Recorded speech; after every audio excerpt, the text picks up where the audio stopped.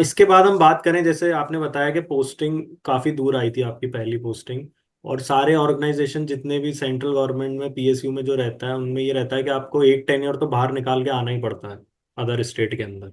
तो ईसीजीसी का क्या सिस्टम होता है? क्या 3 साल बाद आप होम स्टेट की वो लगवा सक रिक्वेस्ट लगा सकते हैं, या 5 साल बाद? ईसीजीसी का सिस्टम क्या रहता है?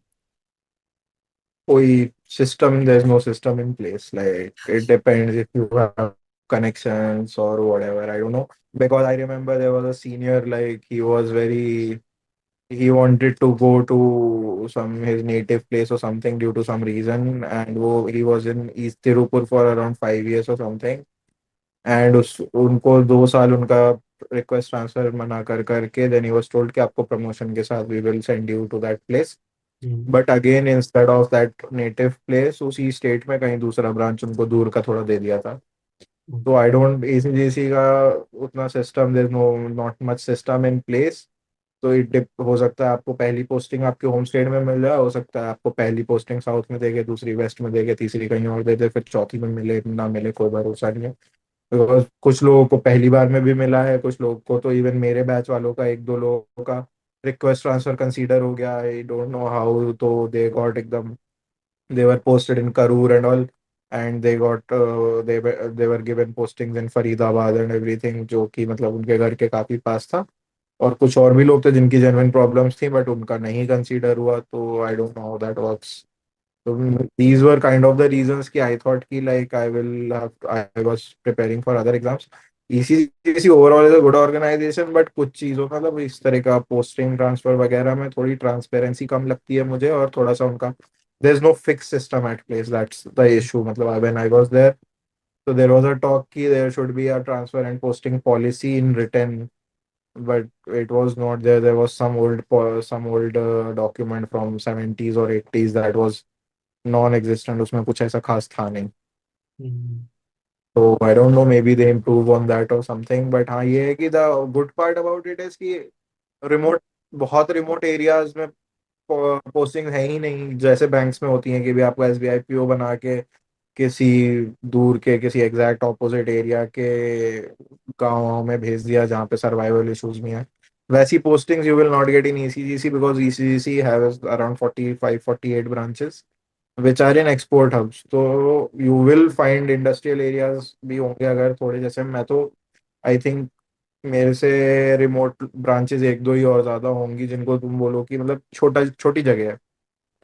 तो even then it was a good enough town to live in. मतलब अगर आप एक कोई बहुत ऐसा बस वो नहीं है, मल्टी मेट्रोपॉलिटन सिटी नहीं है, लेकिन कोई बहुत एकदम गांव भी नहीं था वो। हम्म। बहुत गाँव में पोस्टिंग नहीं मिलती है तो आप सरवाइव तो कर ही लोगे बैंक से बेटर, अच्छा खासा।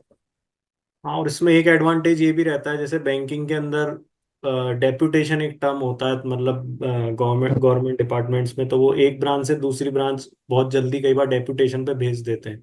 खास करके एसबीआई वगैरह में ये बहुत ज़्यादा होता है, हर 6-6 महीने में जब प्रोविजन रहता है।